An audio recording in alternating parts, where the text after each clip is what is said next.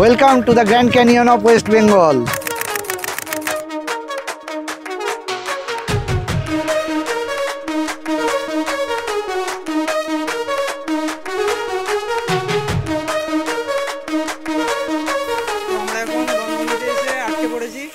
ভয় লাগছে নাকি স্যার?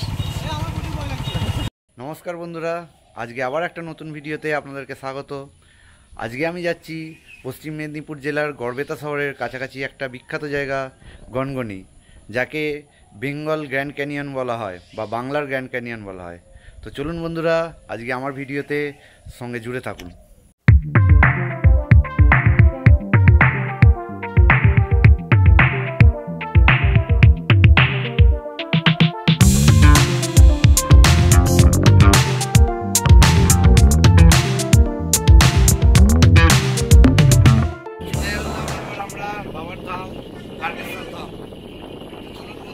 এবার এগিয়ে যাওয়া যাক আস্তে আস্তে গনগনির দিকে। রাস্তায় যেতে যেতে আপনাদেরকে পথের বর্ণনা করব, আর ওখানে গিয়ে গনগনিতে গিয়ে আপনাদেরকে ওখানকার একটা পৌরাণিক গল্প আছে, সেটাও শোনাবো। তো এই গল্পটা জানতে হলে গোটা ভিডিওতে আমার সঙ্গে জুড়ে থাকুন।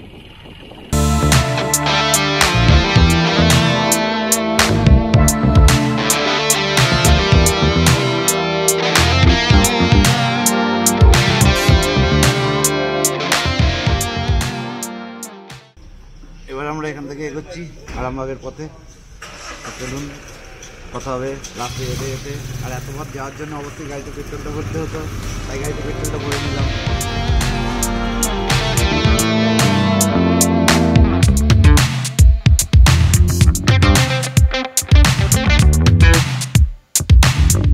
তো আমরা তারকেশ্বর থেকে একটু এগিয়ে এসেই এক জায়গায় দাঁড়িয়েছি, আর বৃষ্টি শুরু হয়ে গেছে। দাঁড়িয়ে পড়েছি এখন। এই গাড়ি দুটো ভিজছে আমাদের। তুই কিছু বলতে চাস? না।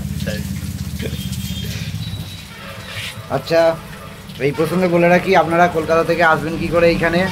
কলকাতা থেকে আসতে গেলে আপনারা হাওড়া স্টেশন থেকে গড়বেতা পেয়ে যাবেন। গড়বেতা থেকে আপনারা টোটো ধরে আসতে পারেন, আর এছাড়া আপনারা বাই রোডও আসতে পারেন। বাই রোড 170 থেকে 180 কিলোমিটার মতন রাস্তা।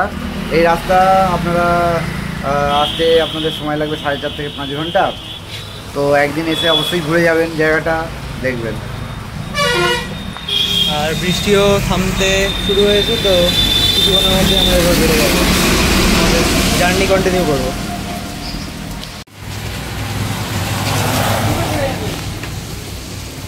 ছেড়েছে?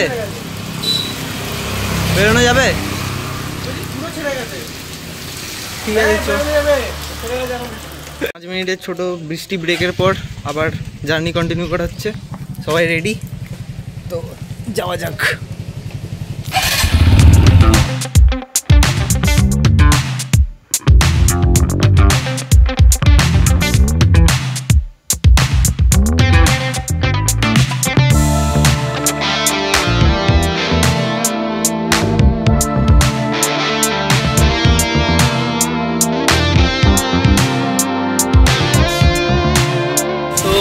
এখন ঢুকছি চাঁপাডাঙ্গা। আর 5 বছর আগে যারা চাঁপাডাঙ্গা এসেছিলেন তারা এখন এলে কিছুই চিনতে পারবেন না, কারণ পুরোটাই চেঞ্জ হয়ে গেছে। আর আমিও নিজেও অনেক দিন পর আসছি, আমি অনেকটা চেঞ্জেস দেখতে পাচ্ছি। আর আমি লাস্ট এসেছিলাম তখন এই ফ্লাইওভারটা রেডি হচ্ছিল, আর এখন তো প্রায় রেডি হয়ে গেছে হয়তো। ওটাই।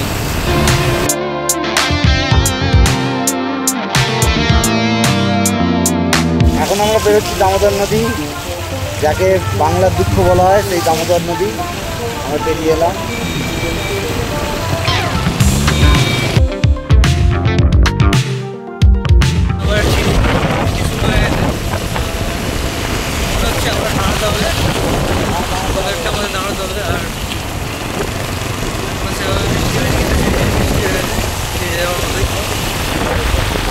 সামনে একটা বাস স্ট্যান্ড আছে, তো ওখানে দাঁড়াবো।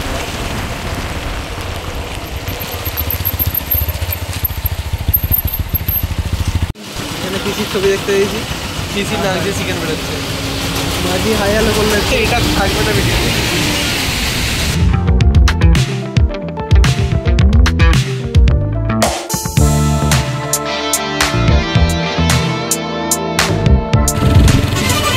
এবার আমরা বেরোবো মুন্ডেশ্বরী নদী। এই মুন্ডেশ্বরী নদীটা এই দামোদর থেকেই বেরিয়েছে। যে জায়গা থেকে বেরিয়েছে সেই জায়গাটার নাম হচ্ছে বেগমপুর, না সরি বেগরমোড়। বেগরমোড় থেকে বেরিয়েছে। এখন নদীটা দেখিয়ে দিই। হ্যাঁ,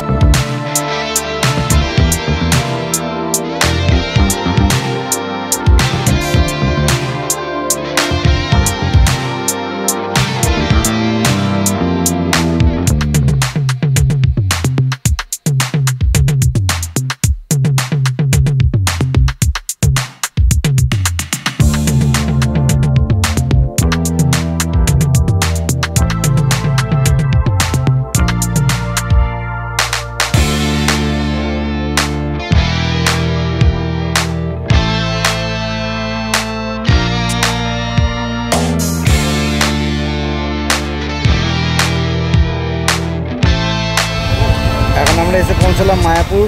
এখান থেকে আরামবাগ আর 10 কিলোমিটার। ওখানে গিয়ে আজকে ব্রেকফাস্টটা করব। ব্রেকফাস্টটা করে তারপর আবার রওনা দেব। ট্রেন সিগন্যালও হয়ে গেছে।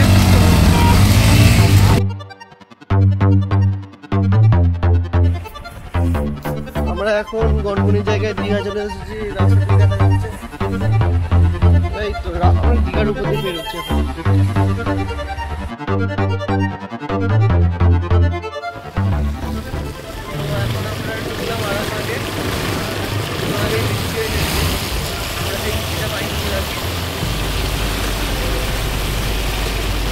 একটা জায়গায় দাঁড়িয়ে ব্রেকফাস্ট করা হবে, দেখা যাক করে।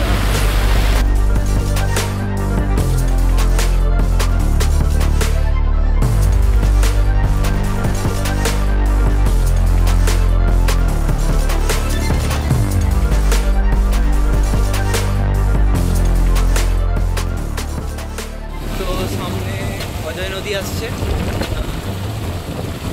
অজয় নদীর বান এসেছে, ঘর বাড়ি সব তলিয়ে গেছে, ছোটোবেলায় পড়েছে। সেই অজয় নদী এবার আমরা বেরোবো।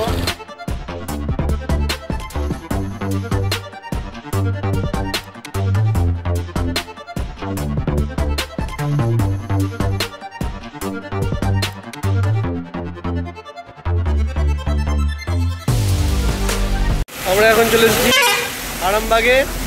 এখন আমাদের একটু টিফিন হবে। রেনকোট ফেনকোট খুলবো, একটু খুলে টিফিন করতে হবে। রেনকোটটা তো বুঝলাম, ফেনকোটটা কি?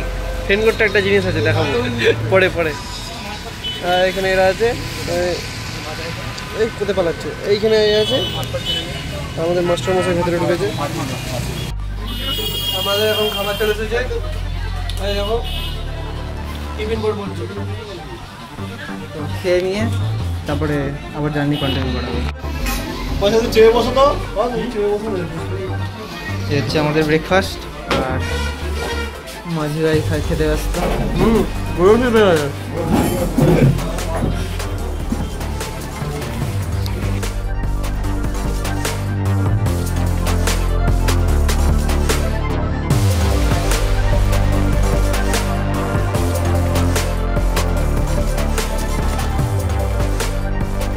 তো এখন আমরা একটু আমাদের গাড়ি চেঞ্জ করব।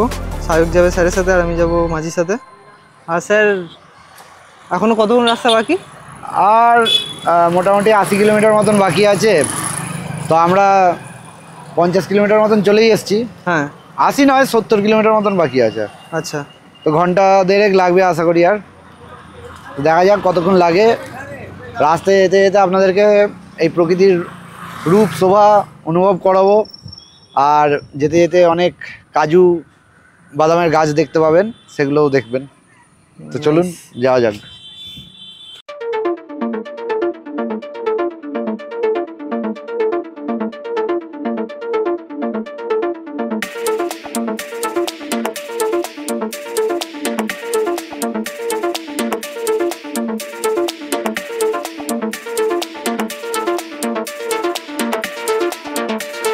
আমরা একটা জায়গায় দাঁড়িয়েছিলাম, জায়গাটার নাম শান্তিপুর।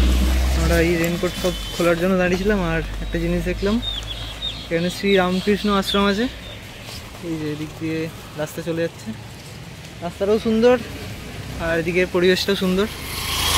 তো পরে কখনো এদিকে এলে ঘুরে আসা হবে। আজকে আপাতত গনগনি ঘুরে আসি। টাটা।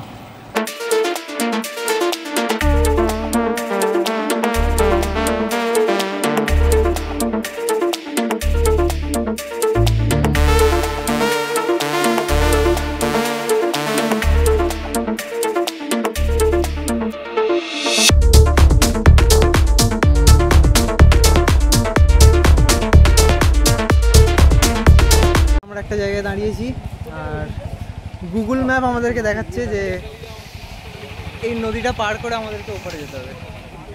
আর এখন নদীতে জল ভর্তি পুরো, কীভাবে কী যাবো জানি না, সাঁতরে যেতে হবে মনে হচ্ছে। না না, এখানে ফেরির ব্যবস্থা আছে, তো ফেরি করে আমরা এখন এই নদী পেরোবো, দিয়ে ওপারে গিয়ে ওদিক দিয়ে যেতে হবে। এই যে আসছে,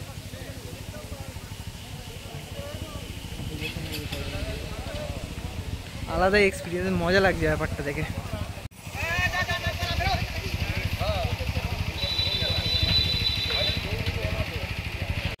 এই যে উপর থেকে যারা আসছে তারা নামছে।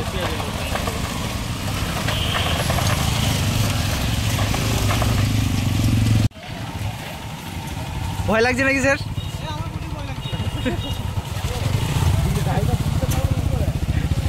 কিছু বলতে চান? তো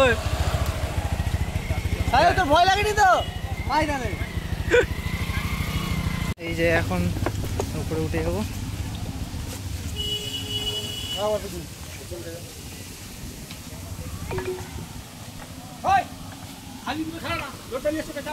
Head south toward Khalbushma, Lignabad, Chandai, Basnabmo Road.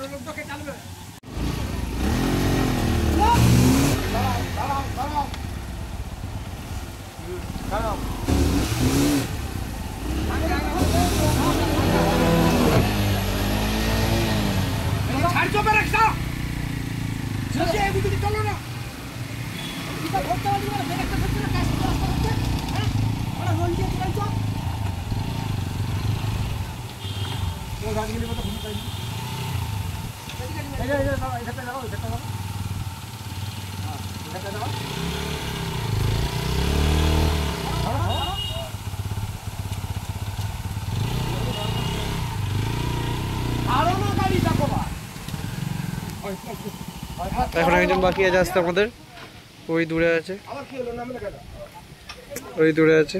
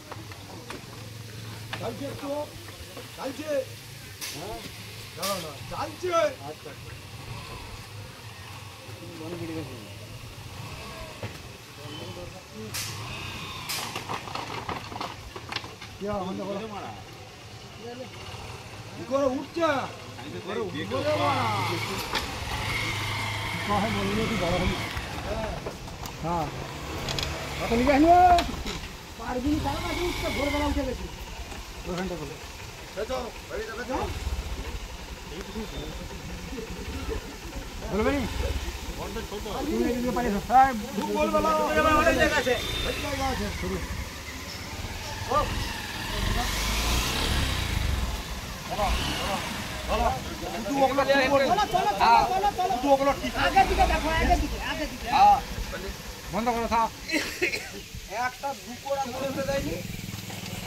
আরে মুখ দিকে দেখতে হবে, আগে দিকে দেখো, সব ঠিক হবে। দাঁড়াও, আমি কোথা পৌঁছাচ্ছি? আমাদেরকে যেতে হবে ওইখানে।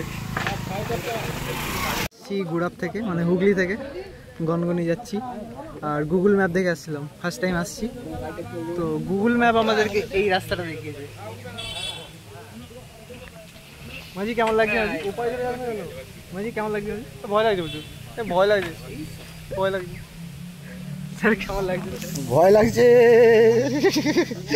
স্যার বলছে এই রাস্তায় আর আসবো না।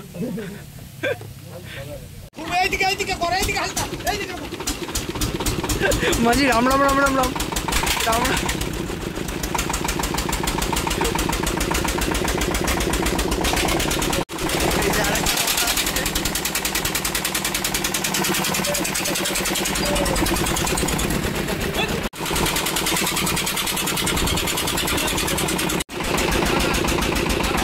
হঠাৎ করে নৌকা বন্ধ হয়ে গেছে, আমরা এখন আছি মাঝ নদীতে, ভয়ও লাগছে।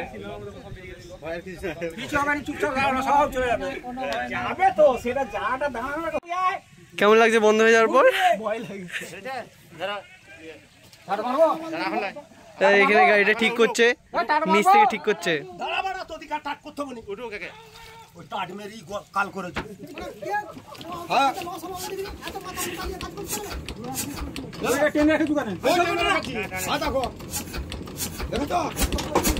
এই আবার শুরু হয়ে গেছে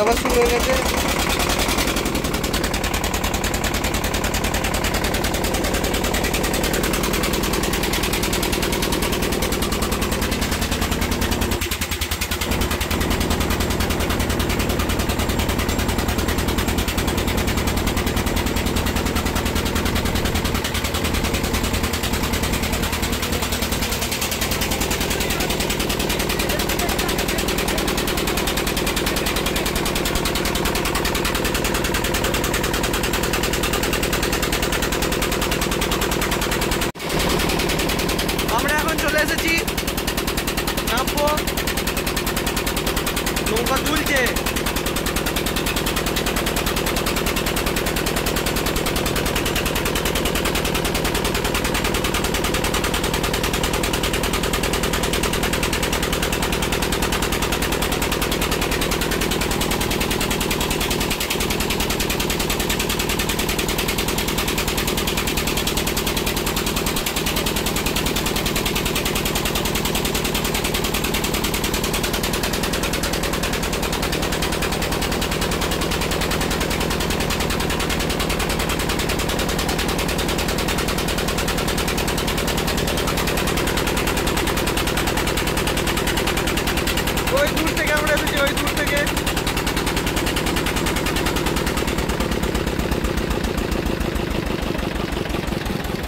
আমরা চলে এসেছি এখন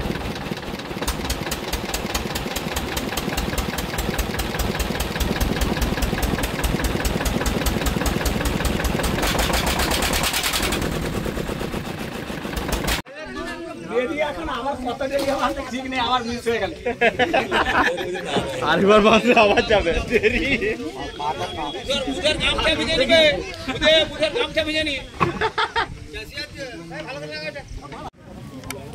আমরা এখন চলে এসেছি ওপার থেকে এই পারে এরা সবাই আমার সাথেই আছে এখনো কেউ পড়ে যায়নি আমরা এবার নামবো ভয় ভয় লাগছে একটু একটু আমাদের নৌকাটা ওই পার থেকে ওইদিকে চলে গেছিল ওইখান থেকে আবার এদিকে চলে এসেছি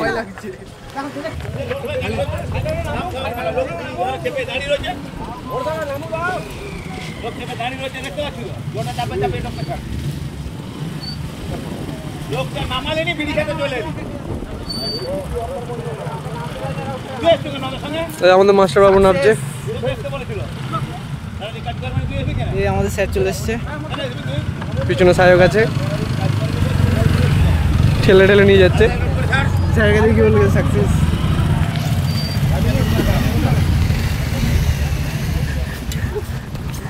সায়ক খুব ভয় ভয় ছিল স্যার এখন জল খাবে আমার যখন ইঞ্জিনটা বন্ধ হয়ে গেল ওইখানে কোথায় চলে আলাদা অ্যাডভেঞ্চার হয়ে গেছে In 800 meters, turn right onto Garda Chandavela Kharkushma. চলে এসছি প্যান্টটা খুলুন মানে কি আমরা নদী পার করে এখন যতদূর দেখতে পাচ্ছি এদিকটা এই লালমাটির রাস্তায় চলে এসেছি এবার নৌকা পেরিয়েছি বাকি রাস্তাটা এখান থেকে আমাদের কভার করব এদিকে রাস্তা আছে এই যে এদিকে আমাদের সব একটু রিল্যাক্স করে এখন বেরোনো হবে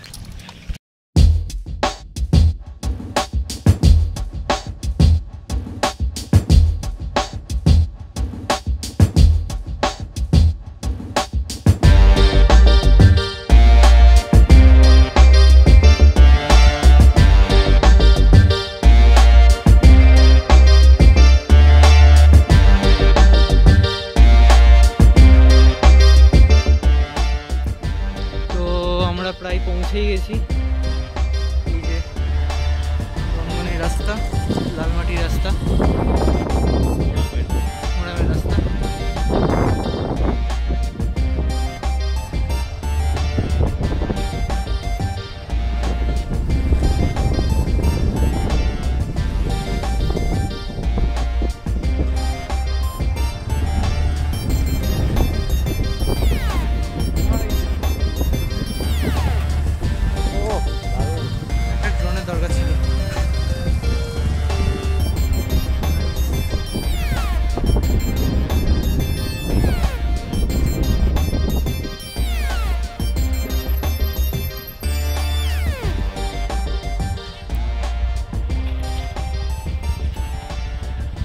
অবশেষে আমরা পৌঁছে গেছি পশ্চিমবঙ্গের গ্র্যান্ড ক্যানিয়ন তথা গনগনি, যেটা শিলাবতী নদীর তীরে অবস্থিত।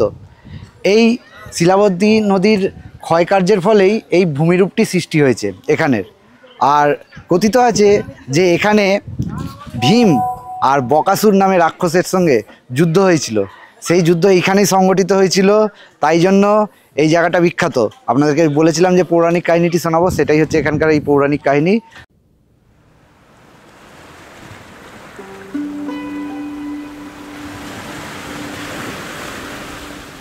এই সেই নদী অর্থাৎ শিলাবতী নদী, এই নদীটাকেই আমরা তখন পেরিয়ে এলাম। আর আপনারা দেখতেই পাচ্ছেন সামনে এই শিলাবতী নদী, এই নদীর তীরেই এবার আপনাদেরকে যেটা দেখাবো সেটা যে ভূমিরূপ তথা ভারতের গ্র্যান্ড ক্যানিয়নের যে ভূমিরূপ, সেই ভূমিরূপ এবার আপনারা দেখতে পাবেন। তো আপনারা আমার সঙ্গে চলুন আস্তে আস্তে। আপনারা যখন আসবেন এই পথ ধরেই নেমে আসবেন, নেমে এলে তাহলেই আপনারা দেখতে পাবেন সেই ভূমিরূপ, যার জন্য একে গ্র্যান্ড ক্যানিয়ন বলা হয়। আর এই ভূমিরূপ সৃষ্টি হওয়ার কারণ হচ্ছে এই শিলাবতী নদীর গতিপথ আর বায়ুর ক্ষয়কার্যের জন্য এই ভূমিরূপ তৈরি হয়েছে। পৃথিবীর সবচেয়ে বড় গ্র্যান্ড ক্যানিয়ন কোথায় সেটা আপনারা আমাকে কমেন্ট করে জানাবেন। যদি কোনো দিন জীবনে সামর্থ্য করতে পারি তাহলে সেইখানে যাব অবশ্যই, আর সেখানে গিয়ে আপনাদেরকে ভিডিও করে দেখাবো। এই পথ ধরেই আপনাদেরকে ট্রেক করে আসতে হবে, কিছুটা ট্রেক করে নামতে হবে। ট্রেক করে নামলেই আপনারা দেখতে পাবেন এই হলুদাভ লাল মৃত্তিকা, এটা ল্যাটেরাইট মাটি। আর দেখতেই পাচ্ছেন এই ল্যাটেরাইট মাটির কেমন ক্ষয়কার্যের প্রভাবে এই রূপ তৈরি হয়েছে। বেশি নয়, খুব অল্পই ট্রেক, ছোট্ট ট্রেক করে আপনারা নামবেন। নামলেই আপনারা দেখতে পাবেন এই ভূমিরূপ, এই সেই বিখ্যাত ভূমিরূপ। দেখতে পাচ্ছেন আশা করি, কেমন লাগছে বলবেন। এই গোটাটাই আছে, প্রায় 2 কিলোমিটার অঞ্চল জুড়ে বিস্তৃত এই ভূমিরূপ, এখানে আপনারা এসে দেখতে পাবেন। এবার যতটা আপনারা হেঁটে হেঁটে যেতে পারবেন সেটা আপনাদের ব্যাপার। এই নদীর পাড় ধরে হেঁটে হেঁটে যত যাবেন সেখানেই আপনারা দেখতে পাবেন এই ভূমিরূপ। তো চলুন আপনারা আমার সঙ্গে যুক্ত হন।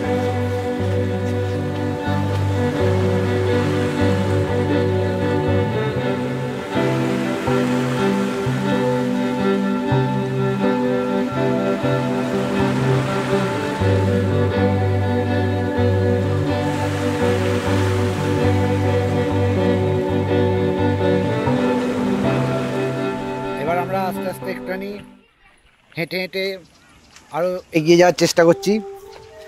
আপনারাও এখানে যখন আসবেন অবশ্যই এদিকে আসবেন, নামবেন, ঘুরবেন।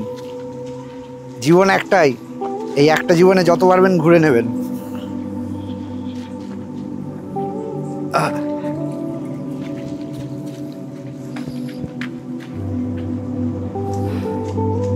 দেখতে পাচ্ছেন পেছনের রূপটা, দেখুন। ক্যামেরায় কতটা আসছে বুঝতে পারছি না, আশা করছি পুরোটাই আসছে।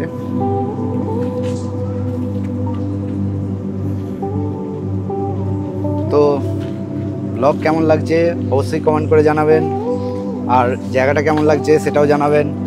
আপনারা আর কোন জায়গার ব্লগ দেখতে চান সেটাও কমেন্ট করে বলবেন। আমাকেও কিছু ভালো ভালো জায়গার নাম সাজেস্ট করবেন, যাতে করে আমি সেই সব জায়গাগুলো যেতে পারি আর আপনাদেরকে ব্লগ করে দেখাতে পারি। এই গোটা জায়গাটা দেখুন, পুরো জায়গার ল্যান্ডস্কেপটা দেখুন, জাস্ট অসাধারণ।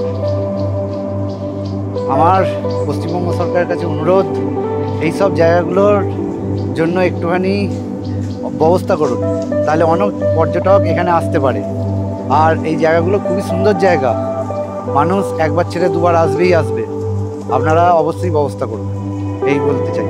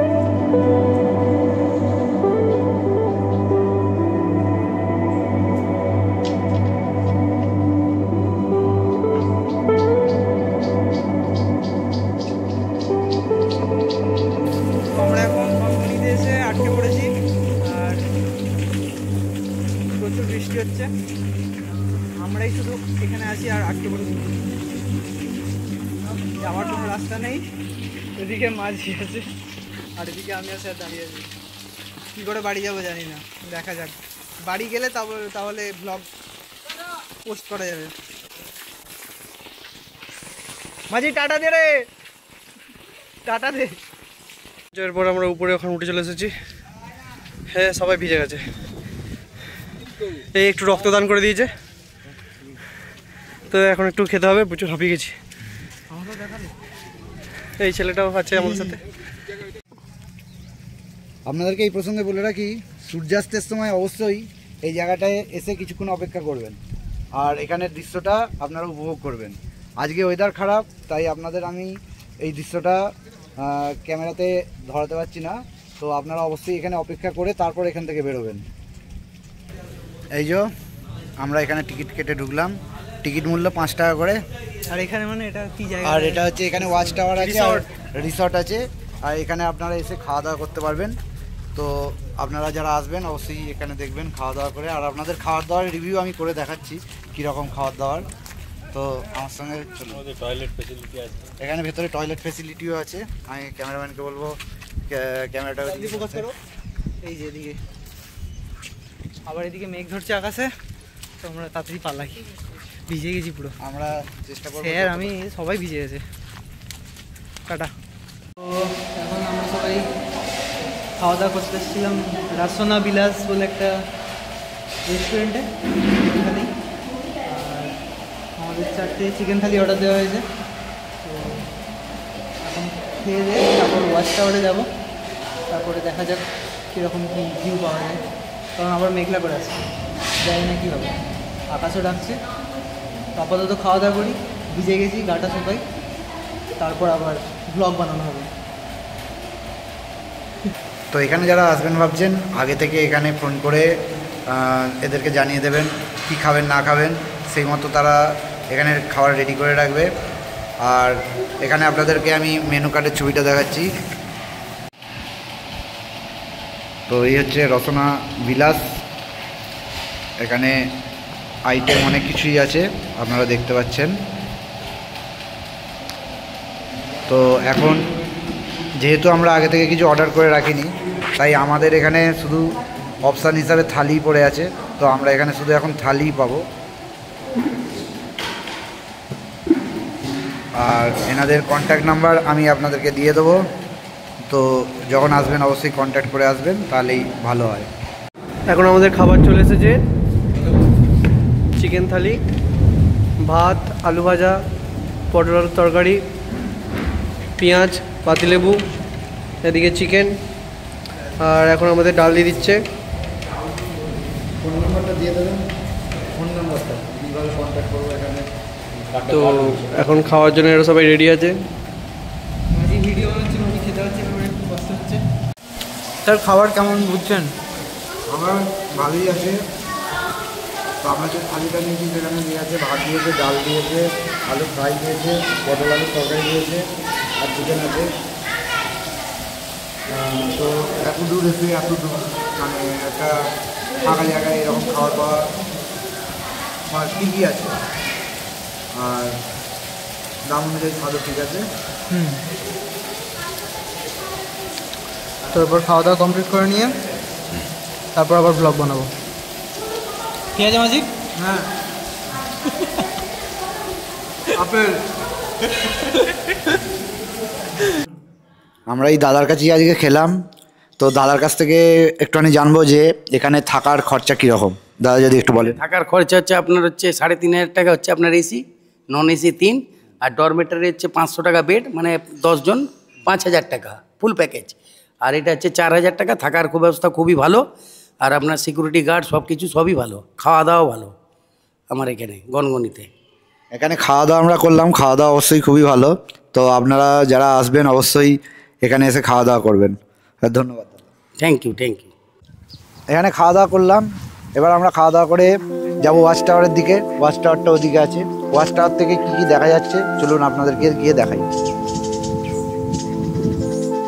এবার আমরা এখান দিয়ে হেঁটে হেঁটে যাচ্ছি এই ওয়াচ টাওয়ারের দিকে। জায়গাটা কিন্তু খুবই সুন্দর। এবার আমরা উঠছি ওয়াচ টাওয়ারে। চলুন ওয়াচ টাওয়ারের উপর থেকে কী কী দৃশ্য দেখা যাচ্ছে সেটা আপনাদেরকে জানাই।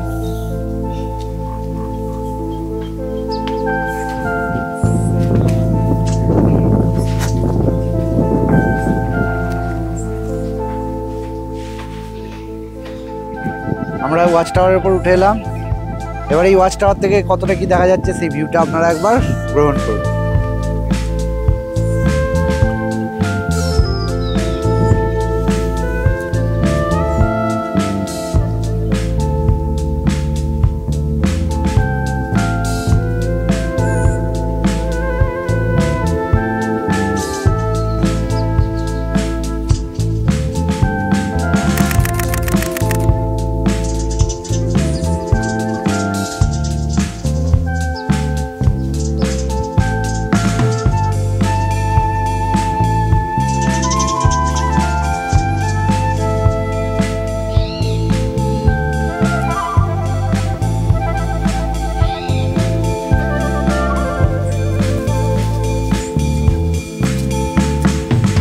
তো ভিডিও আজ এখানেই শেষ করছি।